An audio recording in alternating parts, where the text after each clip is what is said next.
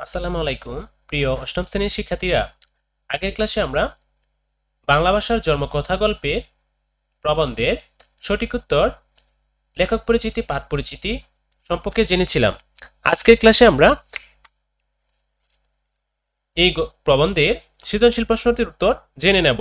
তো সৃজনশীল প্রশ্নে প্রথমে একটি উদ্দীপক রয়েছে। উদ্দীপকটি আমরা পড়ে নিই। ইপ্তিপ্রিয়া অষ্টম শ্রেণীর ছাত্রী একদিন বাংলা ব্যাকরণে বাংলা ভাষার বিভিন্ন বৈশিষ্ট্য পড়ার সময় দুটো বৈশিষ্ট্যের দিকে ওর নজর আটকে গেল। বৈশিষ্ট্য দুটো হলো, ভাষা যত কঠিন শব্দ দিয়েই শুরু হোক না কেন, ক্রমান্বয়ে ব্যবহারের ফলে তা সহজ ও সরল হয়ে ওঠে। যেমন চক্র, এরপরে চক্র থেকে চক্কর, এরপরে চাকা। চর্মকার, চমৎ আর চামার। হস্ত, হত, হাত ইত্যাদি। এই সময় এই রকম সরলীকরণ হতে হতে একটি নতুন ভাষারই উদ্ভব হয়। 2 নম্বরে বলছে, কালের পরিক্রমায় একটি ভাষার স্থানিক ও কালিক বিভিন্ন বৈশিষ্ট্য ধারণ করে বহুরূপীয় হয়ে ওঠে। যেমন ইন্দো ইউরোপীয় ভাষাবংশ থেকে সারা পৃথিবীতে বর্তমানে প্রায় 3,500-এর মতো ভাষা ছড়িয়ে পড়েছে। ইপ্তিপ্রিয়া ভাবতে থাকে, ক নম্বরে এবার প্রশ্নটিতে বলছে সংস্কৃত শব্দের অর্থ কি। তো এটার উত্তরে আমরা লিখব,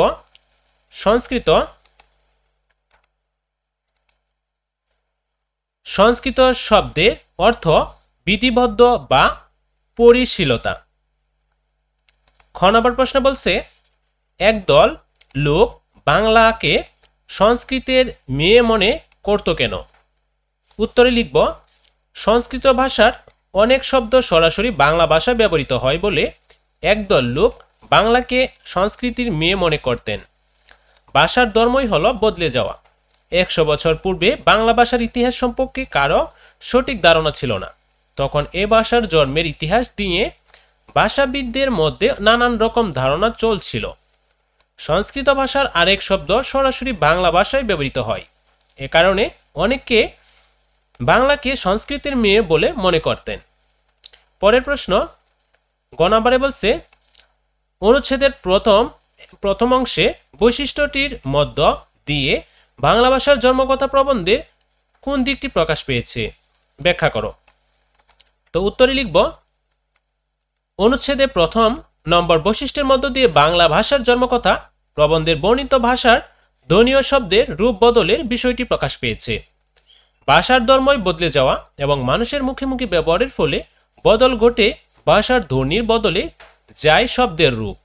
ভাষার এরূপ পরিবর্তনের দিকটি বাংলা ভাষার জন্মকথা ও ক নম্বর অনুচ্ছেদে আলোচিত হয়েছে। উদ্দীপকের বিষয়বস্তুতে এ বিষয়টি স্পষ্ট যে ভাষা নদীর মতোই গতিশীল। তাই বাংলা ব্যাকরণে ভাষার বৈশিষ্ট্য পড়তে গিয়ে তা ইপ্তিপ্রিয়ার নজরে পড়ে। সে বুঝতে পারে যে কঠিন শব্দকে মানুষ নিজের সুবিধার্থে সহজভাবে উচ্চারণ করে এবং এভাবে পরিবর্তনের মধ্য দিয়ে একসময় ভাষা বদলে যায়। ইপ্তিপ্রিয়ার চোখে ধরা পড়ে যে বাংলা ভাষার পরিবর্তনের মধ্য দিয়ে আজকের এই অবস্থা উপনীত হয়েছে। অথচ চক্র, চত্ব, চাকা শব্দটি এরূপ পরিবর্তনেই ফল।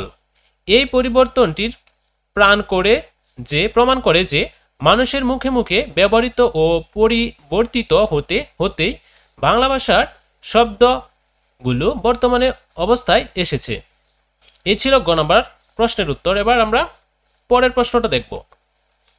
বড় ঘ প্রশ্নতে লিখছে, ইপ্তিপ্রিয়া পঠিত 2 নং বৈশিষ্ট্যটি বাংলা ভাষার জন্মকথা প্রবন্ধের আলোকে বিশ্লেষণ করো।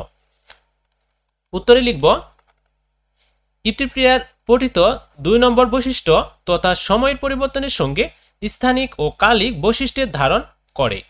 ভাষার বহুরূপ লাভের দিকটি বাংলা ভাষার জন্মকথা প্রবন্ধে আলোকে যথার্থ। বাংলা ভাষার জন্মকথা প্রবন্ধে বক্তব্য অনুযায়ী বাংলা সহ পৃথিবীর আরও অনেক ভাষা সৃষ্টি হয়েছে।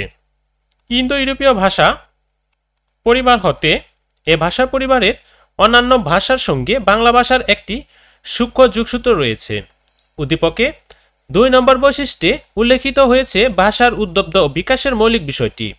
নির্দিষ্ট একটি ভাষা বংশ থেকে যেমন অনেক ভাষার সৃষ্টি হয়, তেমনি বিভিন্ন অঞ্চলে বৈশিষ্ট্য ধারণ করেও ভাষার মৌলিক পরিবর্তন ঘটে। উদ্দীপক 2 অংশটিতে স্থানের ও কালের পরিবর্তনের ভাষার পরিবর্তনের কথা বলা হয়েছে। এইসব বৈশিষ্ট্যকে ধারণ করে ভাষা ক্রমে ক্রমে বহুরূপী হয়ে ওঠে।